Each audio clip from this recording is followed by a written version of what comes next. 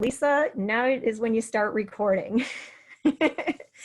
So we are recording this, only the content portion.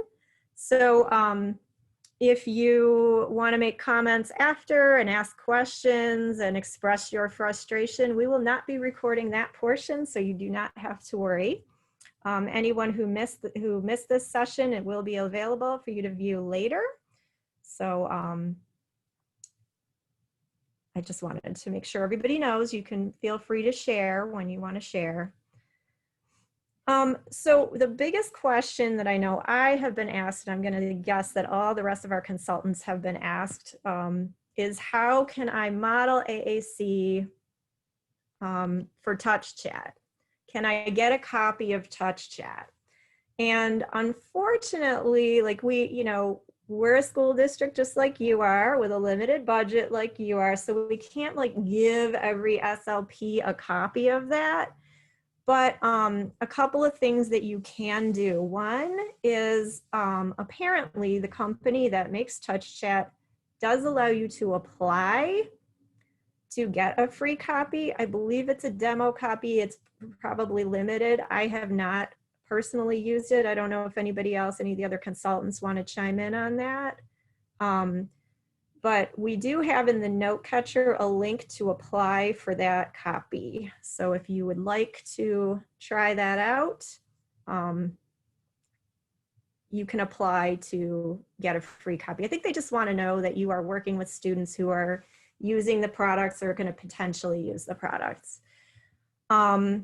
But there's another way to do it too, and that is by using Chat Editor. And Chat Editor is an editing software for your computer that you can use to do editing for Touch Chat and WordPower if you're using WordPower. And you load it onto your computer. It's a software that you can download from the website. And I don't know, Stacy or Lisa, if you want to put the link to that in the chat.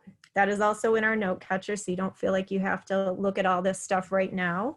We will post that note catcher link several times for you. So you download this from their website.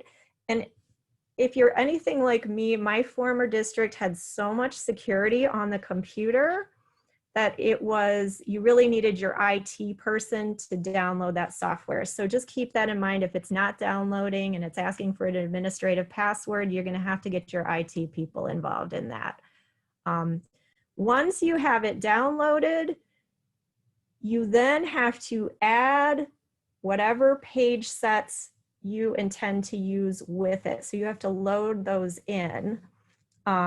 When you download the software, there will be a little folder that comes up. So you're going to have to take the page sets, put them into that folder.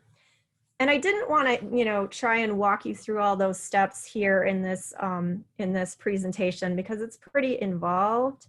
But what I did do was make you a couple of videos. So the first video is installing and setting up Chat Editor for modeling, and the second one is using Chat Editor for modeling during an AAC session. So both of those are available in the slide deck. If you actually click on, the picture, it's going to take you right to that video. Let's see if it works. We're not going to watch it, by the way, but I just want to be able to show you how that goes. So anyway, yeah, it's just real slow. So there it is.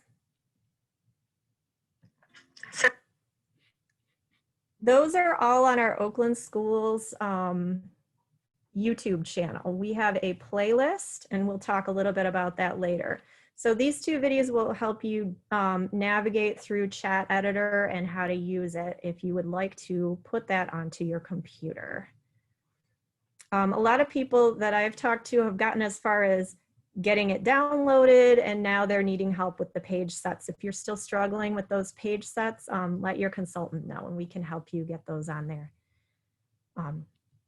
All right. And now I thought I'd do a little demo of how you would use chat editor in a session. So I'm going to escape out of here. And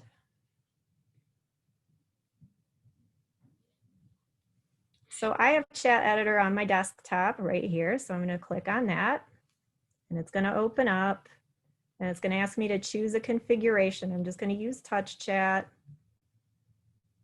Welcome to chat editor. And so here comes up the Oakland Schools Core 48.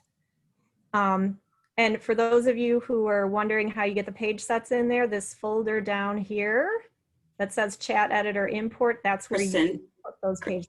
Yeah. So we can't see your screen. You can't? No. Oh, it's paused. I'm sorry. Hold on. Why is it paused?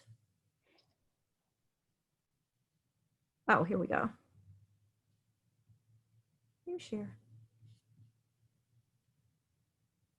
Sorry about that. I was like, I wonder why that's yellow. And then I just kept going. All right, so here is chat editor. You know, you click the link here, it opens up.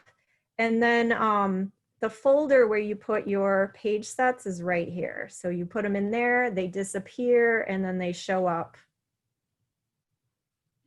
They show up in the program. You go to your library, my resources, and then here's all the page sets I have loaded in there. So if I wanted to do the 32, I click here, I click open. Now I've got the 32. So that is how that works. It is not, you know, when I first started trying to use it, I was very frustrated with it because it doesn't work exactly like Touch Chat does on an iPad. But it does look the same once you figure out how to navigate around it. So the other thing that, so now I've got Touch Chat up, but what if I want to have my face up here too? And the way you can do that is,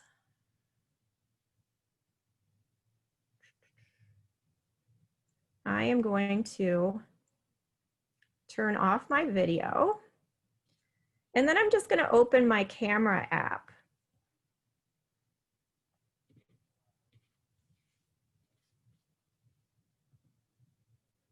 Oops.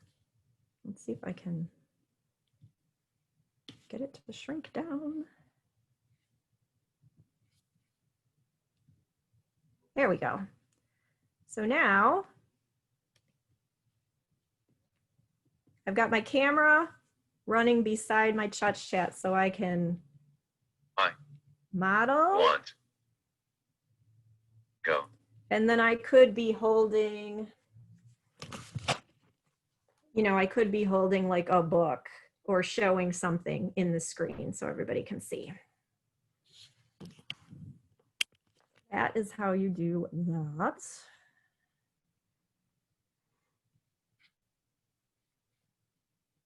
I'm gonna close out of there. I'm gonna leave that open in case we want to use that here. Oh my gosh, I have so many things on my screen. Okay. There we go. So if you have questions about that, watch the videos first because I made the videos by loading it onto my husband's computer. So surprise, surprise, next time he goes in there. So that I would be using a computer that did not have it and it did work. So try those there, but if you're having difficulty, reach out and we will help you with it. Another problem that has been going on is the need for document cameras or a way to show other materials onto your screen. Document cameras, someone was telling me, was it you, Armin, that was telling me they're back ordered until January or something? No, it wasn't you. Okay, somebody I talked to said, oh my God, doc cameras, you can't get them, but you can make your own. So this is one that my son made me. So this is just a tripod from a camera that, you know, we have for our, you know, digital camera. And he taped a selfie stick onto it. So I put my phone here on the selfie stick, and then this is an iPad I was using to make a video. So that's one way to do it. This came from a video that Jen Ryan, one of our SLP consultants, did, where she used a baker's rack and a bunch of Harry Potter books and made a dot camera out of her phone. And what you do is you just log in with that device, log into the meeting with your phone, and then your phone can be another screen that you're using to show. And then there's just the good old box with a hole in it. Put your document down below, you got your box with your hole in it, use your phone to project into your meeting. So those are just 3 very simple ways to make yourself a document camera. And then another thing, if you're looking for activities, a really great place to go is to Sarah Gregory's YouTube channel. Sarah Gregory is just awesome. She does all kinds of little short videos about how to make and use materials during your AAC virtual sessions. And she made this really cool music choice board. And we have a link in the note catcher, and it's going to take you to a page that says make a copy. You can make a copy of this music choice board, and then you can do with it what you like. You can change the pictures, change the videos that are in there. But it was, you know, she's so great. She's almost like the video I was watching. She had this long braid cascading down the side of her head, and she's just talking. She's so relaxed, and she looks just like Princess Jasmine from Aladdin. So I'm going to click on this. See if I can get it to open up. Everything's going just a little bit slow. All right. So the way this works is that she made this home page here that links to the other slides. And eventually it will all come up. My husband is also on a call, so who knows. Fortunately for me, it is not virtual band time for my son. So when you click one of the choices, it's going to take you to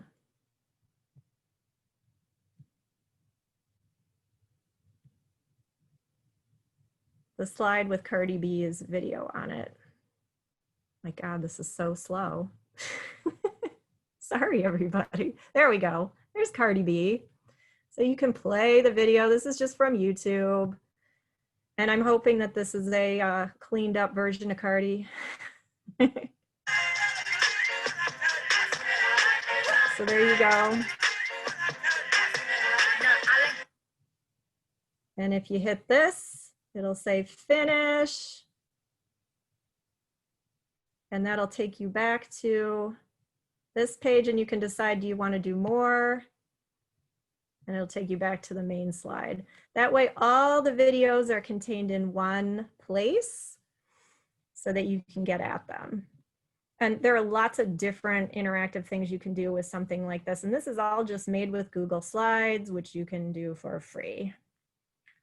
So that's a really cool thing to do. And so in the note catcher is the link to not only to the video of how to do this, the link to the music choice board, but also just a link to Sarah Gregory's YouTube channel, which has, it blew my mind. We were trying to decide what we were going to show, and it was really difficult to decide what to even show because she has so many things. So when you get stale, just Google Sarah Gregory YouTube and you will get something really cool to inspire you.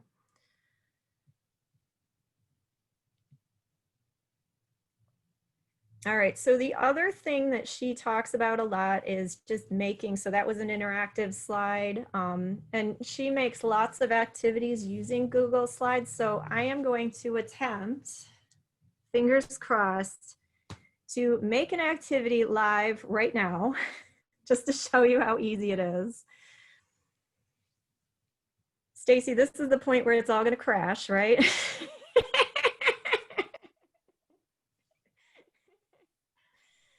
Mine would have already crashed. You're Oh, good. well, Stacy has a terrible computer. We're hoping that we can campaign to get Stacy a new fast computer because she has had the worst of it. She's an amazing presenter. She makes these great activities, and then right in the middle it goes and nothing. So poor Stacy, she's had quite a time of it. So if you're feeling badly about things going wrong, email Stacy. Maybe you could start a support group, Stacy. All right, so it's just these are like the dumbest activities on earth, but if I've learned anything from being an SLP for a really long time is that the dumber the activity is, the more the students like it. And when I've spent hours and hours making something that I think is really cool, they are not interested. So this is just, like pictures that I got from Google Images, and I made this background with this ice cream cone, and you can work on put on, and you can work on put more on, and whether or not you like the flavors of the ice cream, right? So that's just an easy one. This is another one. It's just apples that you can move around and put them on a tree. You can do all and some. Some of the apples are on the tree and some are on the ground. Now they're all on the tree. So I always have trouble coming up things with some or all. So there's one. And now I'm just going to make one live. God help me. All right. So first we're going to need a background. And this is so super easy. I'm going to hit background up here at the top. Everyone can see this, right? I'm not just talking to, okay. I've had this problem before. I just keep going and realizing no one can see. So I'm going to choose an image to make my background, and I'm going to go right into Google Images. And I'm going to search for sky and ground. Whoops, not ground. Oh, this one looks nice. I'm going to hit that. I'm going to insert it. Done. And now I've got this very nice, move this out of the way, background for my activity. So now I'm going to put something on this background that we can move around. So this you can see doesn't move at all. This is just the background of the slide now. So now I'm going to add things on here that can be manipulated with your students. So let's see, I'm going to insert an image, search the web. So let's put a hot air balloon in there.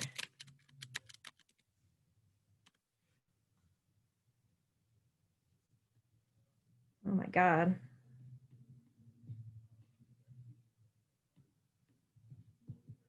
Yeah, let's use this one.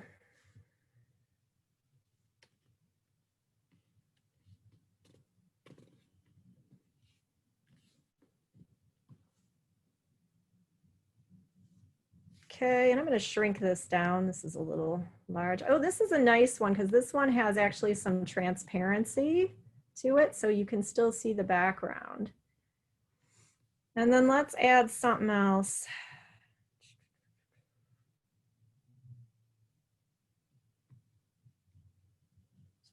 Search the web. Let's add an airplane.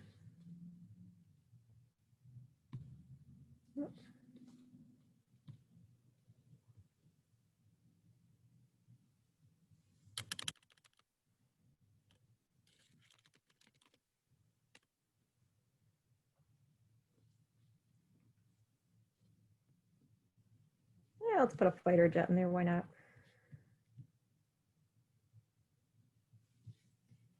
Shrink it down.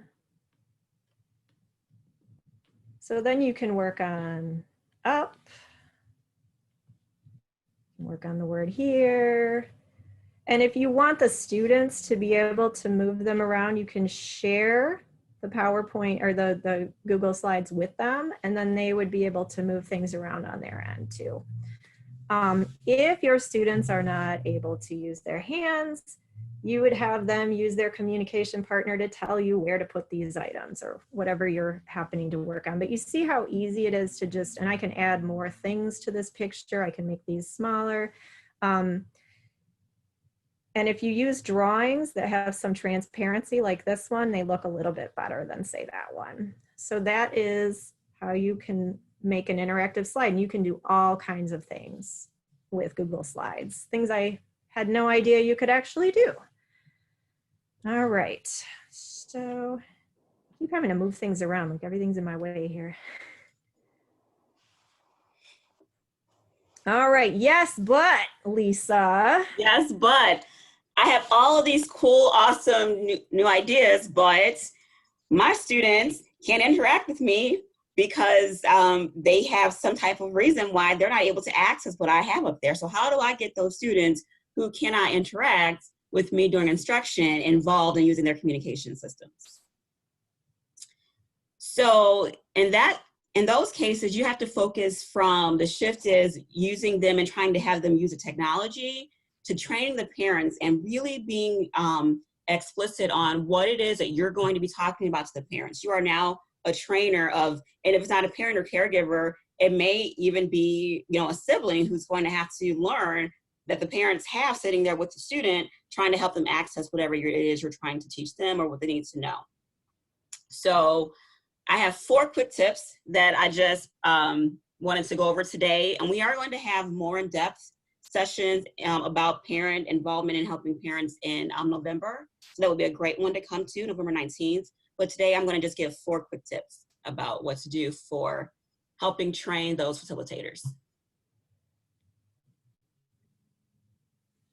The first one is you really want to focus on teaching how to model the AAC system.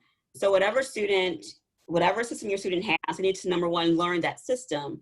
But 2, really, how do you help them, meaning how do you help the parents learn how to do aided language input where they're using the student system to help them learn about language.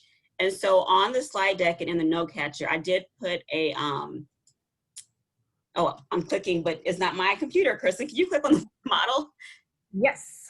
I'm trying to open this up and realizing it's not me. So I put a link to the project course. There's a 1-pager on modeling, and it really explains what it is and how to do it.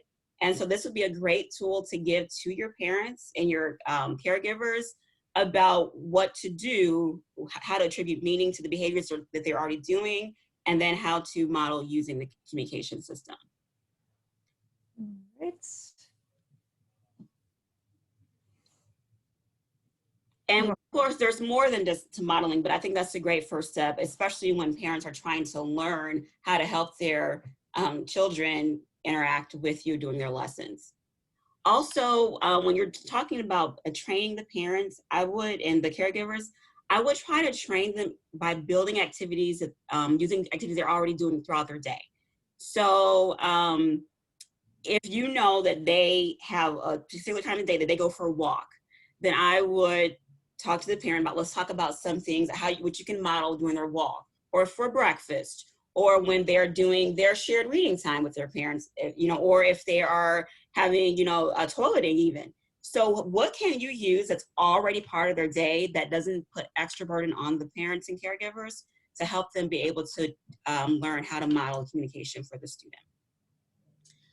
And the third tip is to be very, very explicit. So in this link here, this is something that Dawn Jones and we created for a team in the district when we were really trying to help the parent understand. When we say, don't just say you need to model language, you need to show how do you pick out those core words? How do you determine what to say during the activity? How do you decide if the child does this, if they, you know, wiggle their body, what am I going to say and what core word am I going to use to attribute meaning to that?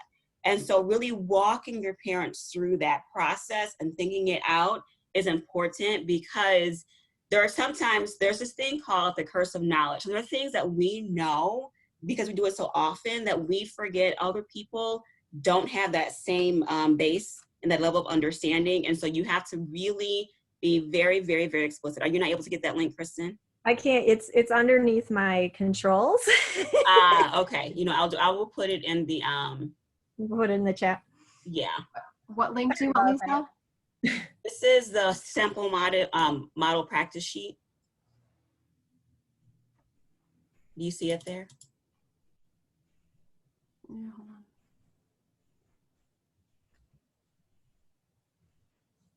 And there's a link to this in the note catcher too, but I did want to just show you kind of, and it was a really quick thing that I threw together for one of the, like I said, district teams. We were working with the parent and the SLP and the teacher. There we go. There it is. So we just really went through, we talked about what attributing meaning was at first lesson. We explained it. And then, oh, I'm still trying to move it. Can you go up to the top? Yeah. Thank you. It's very slow, Lisa. I know. There we go. And so basically it was explaining what attributing meaning is. We did some practice with it, and then I put a copy of the student's core board. Now, she was a student who used a 4-location, 9-level partnership scanning high contrast board because she was deafblind, but she had some vision in some sight, but she was deafblind. And so we really wanted the mother to focus on those words on her core board. Can you scroll down just a little bit to where you can see the core board and the chart that we made? And so we literally sat with her and said, if the student does this during the activity that the mother says she loves, something she already did throughout the day, if she does this, this is what she communicates to me. And then the mom decided all these things, and then I'm going to model this on a communication system. And so we really walked her through those steps until she was able to do it on her own. And so then we sent her out for a week and said, okay, now you practice it, and then come back and let's talk about it. So being explicit is so important for our parents and caregivers. And then that last tip is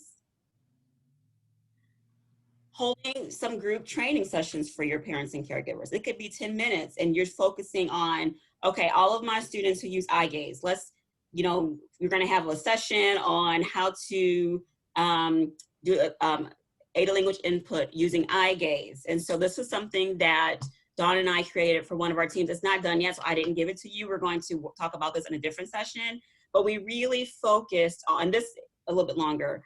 Okay, what am I going to teach in this session? What exactly are we going to do? And then here are some resources you can look at before and after the session. But doing it as a group is helpful because number one, you get more bang for your buck versus doing one per person. Or you can do a full group on, we're going to talk about the importance of using the communication system throughout the day. Or we're going to talk about how to do aid language input today. Or this group session is going to be about how to model using partner assisted scanning on your student's device or communication system. And so having those sessions, I think, will be important because it's going to give parents that focused time that they can talk to each other and to you and get ideas. And then you can really see where the parents are struggling and where they're succeeding. So those were the 4 tips that I just came up with. I thought would be a great starting place. But like I said, in November and then in March, we're going to have more focus on how do you do that parent training and help the parents, and how do you do that implementation piece. So That's so great. I love that last one especially, because really just giving a structure to what we're teaching. Thank you, Lisa. you're welcome. So I did say this, and I'm going to say it again. We have YouTube. We have taken over YouTube. So the Material Center and the AAC group have taken over this nice little section of YouTube. We have videos on lots of different topics: eye gaze devices, scanning, simple recordable devices. Touch Chat has like 10 videos if you want to watch that. Word power, and then some professional learning. So we have I made some promos for professional learning. So you can go in there and see those. And I think if I can make them pretty, I'm going to post these sessions on there too, so that you will have easy access to them anytime you want. Another thing that we're piloting right now is putting QR codes on the back of pieces of communication equipment that will lead you to these videos, how to use them, how to set them up, all that stuff. So when you run into a problem, as I did when I was at a, trying to coach a mom through setting something up, we watched the eye gaze video and we were able to fix our problem. So that is coming. We have lots and lots of really cool sessions coming up. If you have not heard Dr. Karen Erickson speak, there's going to be a webinar on October 7th, 5 to 6, and she covers various topics. And she just blows your mind. It's all research-based, so check that out. Even if you have heard her speak, this is something totally new. So every year this series, there are new topics. So don't think it's the same that you've already heard. So please join us. Yeah, it's hot off the presses, like stuff that she did yesterday, a paper that she just wrote, and she gives you a preview of it. So it's really amazing.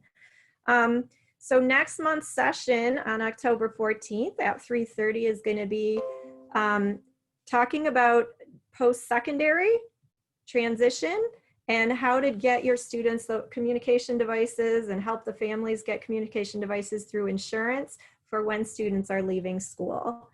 And I'll be running that session because that is a topic that is near and dear to my heart. I love adults, so I love children too, but I had quite an affinity for adults because I worked with them for a very long time. So check that out. We have a double bill on October 20th in the morning. Stacy's going to tell you the latest and greatest in AAC. So if your AAC strategies are so 2007, come and check out Stacy and she will get you up to date with the latest and greatest. In the afternoon, we are doing Touch Chat Confidential. That's at 12:30. This session is going, and as of right now, these sessions are going to be virtual. The Touch Chat session, we created a learning module that you can do on your own, and then we're going to do a live session where we talk about implementing the use of communication apps in the classroom. And we're going to have just a ton of fun, so I hope that you will attend those sessions.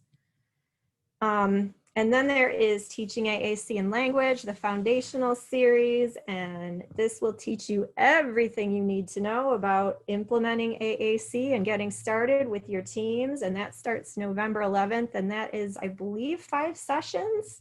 And if you haven't been in a while, go. I learn something new every time I go. It's great. So does anybody have any questions